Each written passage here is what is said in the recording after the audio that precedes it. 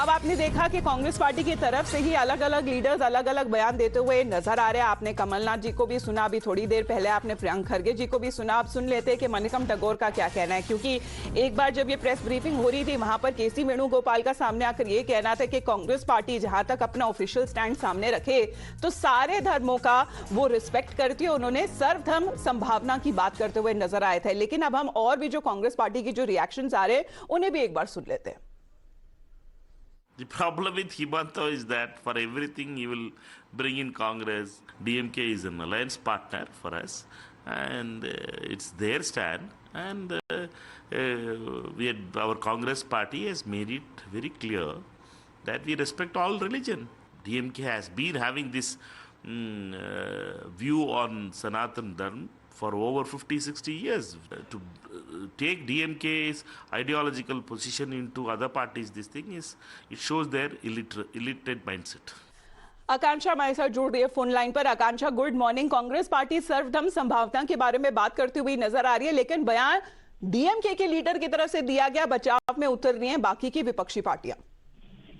Well, absolutely. You see, Tamil Nadu minister is at the center of storm over the Sanatan Dharma must be eradicated remark. Now, after that, we have heard the reaction coming from the Congress party. Some Congress leaders have distanced themselves from this remark, while others, we heard the reaction, they have supported it. But BJP has questioned the Congress over DMK's remark, stating that they both are part of an...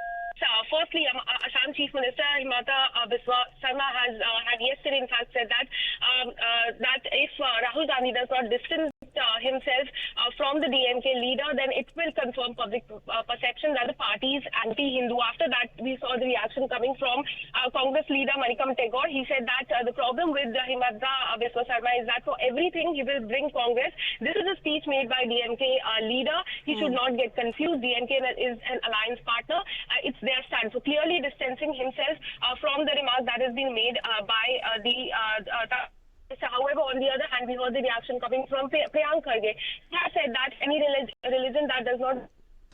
जी, तो जितने अभी Congress party leaders उनके जो reaction सामने आ रहे हैं, अलग अलग रिएक्शंस आ रहे हैं। सीधे तौर पे अगर देखा जाए तो कुछ पार्टियां हैं जो अपने आप को अलग करने की कोशिश कर रही है, डिस्टेंस मेंटेन करने की कोशिश कर रही है। आकांक्षा, आपका बहुत बहुत धन्यवाद हमारे साथ जुड़ने के लिए। लेकिन कुछ और पार्टीज है INDI अलायंस में जो सीधे तौर पर निंदा करती हुई नजर आ रही है उदयनिधि स्टालिन के जो कॉमेंट्स को। उन्होंने सीधे तौर पर कहा है, चाहे अगर हम बात करें TMC के पश्चिम बंगाल की जो मुख्यमंत्री है ममता बनर्जी, उन्होंने ये सलाह दी है निधि स्टालिन को कि आप रिस्पेक्ट करिए हर कोई धर्म को और किसी भी जो रिलीजियस सेंटिमेंट्स को है उनको हर्ट ना करिए। सीधे तौर पे ये सलाह उद्धव ठाकरे फैक्शन के प्रियंका जो चतुर्वेदी उनकी तरफ से भी आती हुई नजर आई। उन्होंने कहा कि इस तरह से अगर जो अपमानजनक जो शब्द है, जो शब्दावली का इस्तेमाल अभी उदयनिधि स्टालिन की तरफ से किया गया है, यहां तक उन्हें ठीक तरह से पता नहीं है या जानकारी नहीं है कि आखिरकार सनातन धर्म क्या है और उसके वैल्यूज क्या है। यही अगर हम JDU के बारे में बात करें तो एकदम उन्होंने किनारा करते हुए नजर आया है कि वो जो पार्टी के बयान हैं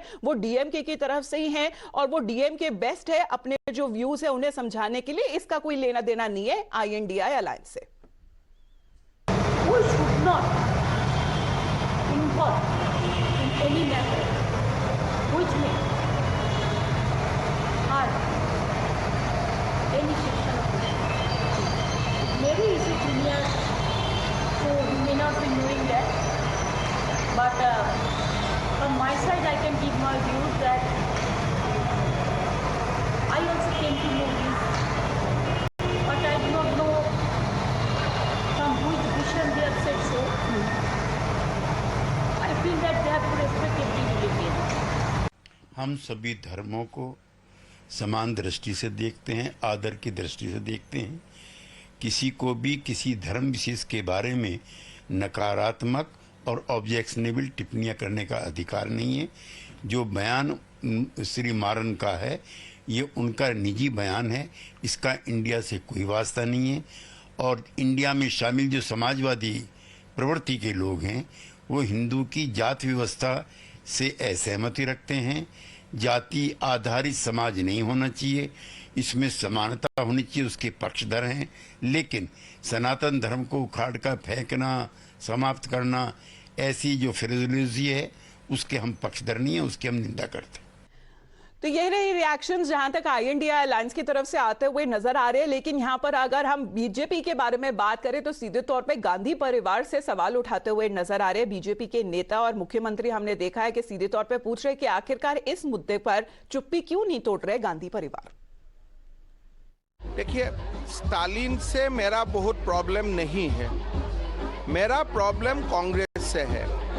स्टालिन ने जो बात बोला है सेम बात चिदम्बरम का बेटा ने भी बोला है और खारगे का बेटा ने भी बोला है। जो कांग्रेस पार्टी ने बोला कि ये फ्रीडम ऑफ स्पीच है, कल अगर मैं मुसलमान का खिलाफ ऐसा बयान दे दूं या मैं क्रिश्चियनिटी का खिलाफ वो बयान दे दूं, क्या कांग्रेस बोलेगा ये मेरा फ्रीडम ऑफ स्पीच है? तो इसका जो मेन कल्प्रिट है और मेन जो किंग पिन है वो राहुल गांधी ही है। कांग्रेस के बड़े बड़े नेता ये कह रहे हैं कि हमें सनातन धर्म को खत्म करना है। पूर्व वित्त मंत्री रहे, गृह मंत्री रहे, चिदम्बरम जी के बेटे ने भी जहर उगला है। राज्यसभा में नेता प्रतिपक्ष मल्लिका अर्जुन खड़गे जी के बेटे ने भी जहर उगला है। तो हम पूछना चाह रहे हैं श्री राहुल गांधी जी से और श्रीमती सोनिया गांधी जी से कि कांग्रेस ने ये तय किया है क्या मुंबई की सभा में, मुंबई के घमंडिया अधिवेशन में, कि हम सनातन धर्म के विरुद्ध जहर उगलेंगे? ऑलराइट।